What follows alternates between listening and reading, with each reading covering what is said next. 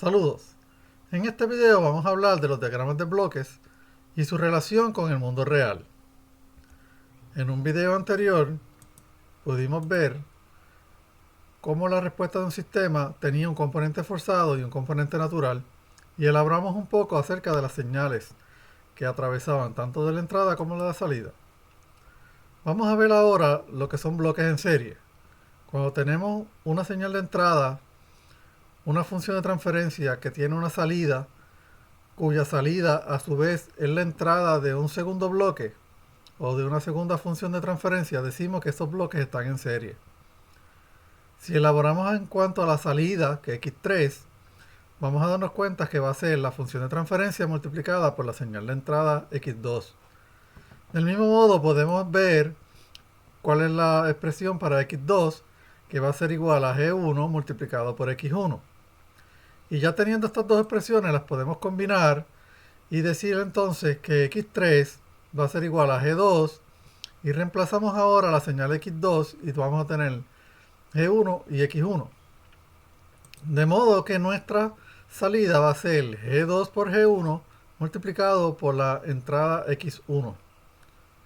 Sin embargo, esto asume que no existe saturación y que hay suficiente energía para transmitir y procesar las señales. El tema de saturación casi nunca se toca en los libros de texto y le vamos a dedicar un poco de tiempo a esto. La saturación viene porque existe un límite superior donde no puedo suplir más energía, y también del mismo modo existe un límite inferior donde tampoco puedo llegar a suplir energía negativa o algún tipo de energía o de potencia. Y entre medio de esos dos límites vamos a tener la región lineal, que es la que siempre hemos estado asumiendo que es donde operan los bloques, los diagramas de bloques. En esa región lineal es donde podemos aplicar también nuestra función de transferencia, la Laplace. Vamos a denominar esta función f de x como la región lineal, y vamos a denominar entonces la entrada como x y nuestra salida como y. Podemos expresar entonces matemáticamente, usando la función máximo y mínimo, lo que es y. Vamos a decir, tenemos a partir de este punto, que es el punto de saturación, hacia la derecha, fíjense que la función f de x va a ser mayor que el límite superior. De manera que si usando la función mínimo, obtengo entonces el límite superior, y de ahí hacia abajo voy a obtener f de x. Del mismo modo, cuando llego al límite inferior, cuando x, ¿verdad?, el rango de x llega al mínimo, pues el f de x estaría por debajo de lo que es la función de saturación, y por lo tanto usamos la función máximo. La función máximo entonces nos va a dar la saturación inferior, y la función mínimo nos va a dar la saturación superior. Trasladando esto en un ejemplo, miremos un integrador. El integrador, se lo voy a dejar como ejercicio, tiene una función de transferencia de negativo 1 sobre RC por S. De manera que nuestra salida ahora va a tener esta función de transferencia multiplicada por la entrada, va a aparecer un término al cuadrado, y esto en el dominio del tiempo representa una t. Sin embargo, después de 60 segundos vamos a tener un voltaje de 60 voltios. Si esperamos un minuto, vamos a tener entonces 360 voltios. Y podemos ver que dentro de 3 o 4 horas el voltaje va a ser imposible de alcanzar con una microficha. Tal vez en un minuto sea imposible de alcanzar con una microficha. Así que nuestro integrador tiene una saturación. Esto en algunos simuladores se simula usando un delimitador. Noten que el delimitador, la salida es una función de tiempo, a pesar de que la entrada es una función en S. Esto implica que este sistema necesita que primero saquemos la transformada inversa de V0 y luego apliquemos entonces la saturación o la función de máximo y mínimo para obtener V0 out. Noten además que esta transformación al dominio del tiempo antes de ejecutar la saturación es necesaria porque el operador es alineal. Del mismo modo, cuando hablamos de la energía asociada a los diagramas de bloque, noten que los libros de texto enfocan en las señales y no en la energía, pero queda implícito que necesitamos energía suficiente para procesar las señales. Podemos ver, por ejemplo, que una fuente de voltaje DC pues tiene un máximo de corriente que puede suplir, y esto pudiese afectar el desempeño del diagrama de bloque o del sistema que está representado por el diagrama de bloque. Este pequeño sistema de una función de buscar la función de transferencia o el circuito equivalente, decimos que es un circuito de Thevenin.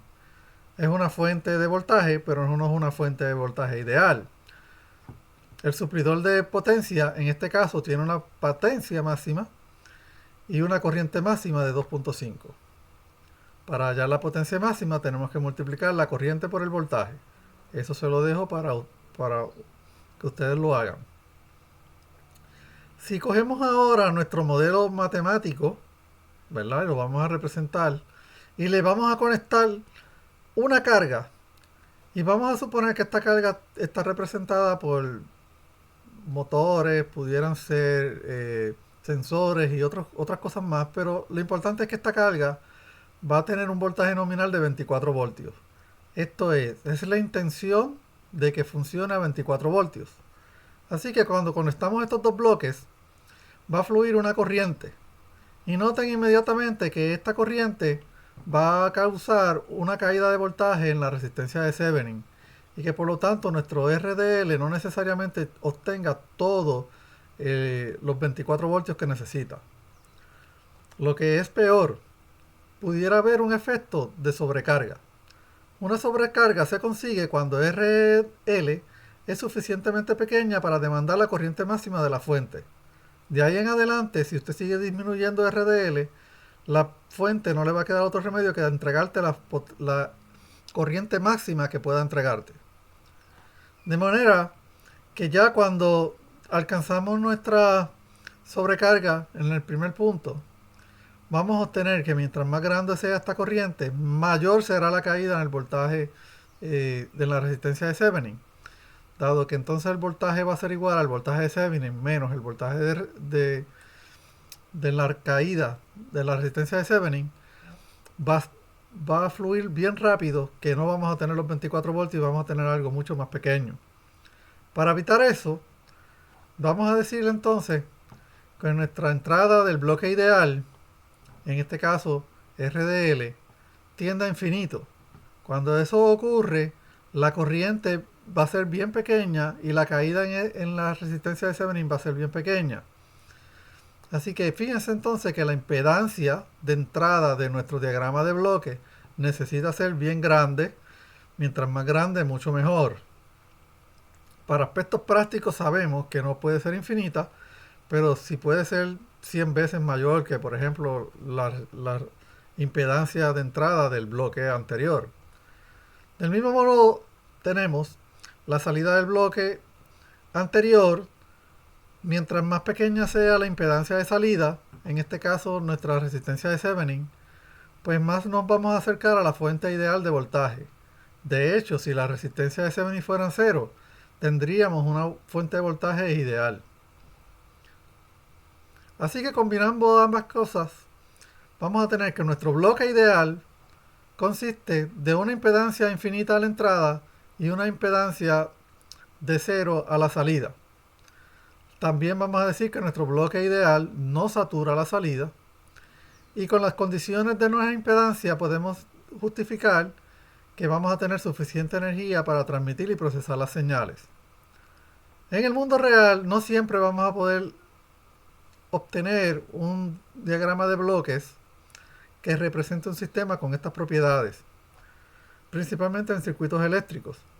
En el caso de circuitos eléctricos, podemos poner un buffer que amortigua entonces la señal. Fíjense que el OP-AMP ideal tiene una impedancia de entrada infinita, tiene una impedancia de salida casi cero, y se diseña la microficha para que eso sea así. Naturalmente tiene límites de saturación que no los ilustré en este diagrama, porque estamos asumiendo que vamos a estar operando dentro de la región lineal. Y cuando buscamos la función de transferencia de de este circuito obtenemos que es igual a 1. Sin embargo, que ahora sí tenemos un bloque ideal en, en toda la definición de las impedancias. Si volvemos y regresamos a nuestros bloques en serie, aun cuando G1 y G2 no sean bloques ideales, si yo coloco un buffer que tiene las propiedades de un bloque ideal, para todos los fines prácticos, este primer bloque de G1 va a haber una impedancia infinita y por lo tanto no va a entregar mucha corriente a este buffer. Y eso significa entonces que voy a poder mantener nuestra energía en G1 para procesar la señal. Del mismo modo, G2 va a haber una impedancia casi cero y el OPAN es el que se va a encargar de darle la energía que necesita. En este caso no va a ser G1, sería el OPAN. Y por lo tanto, para todos los fines prácticos, ahí tenemos una impedancia de igual a cero. Así que este buffer nos va a garantizar que no existe ni saturación y que en efecto vamos a poder manejar las energías dentro de nuestros bloques. Hasta aquí este video. Hasta luego.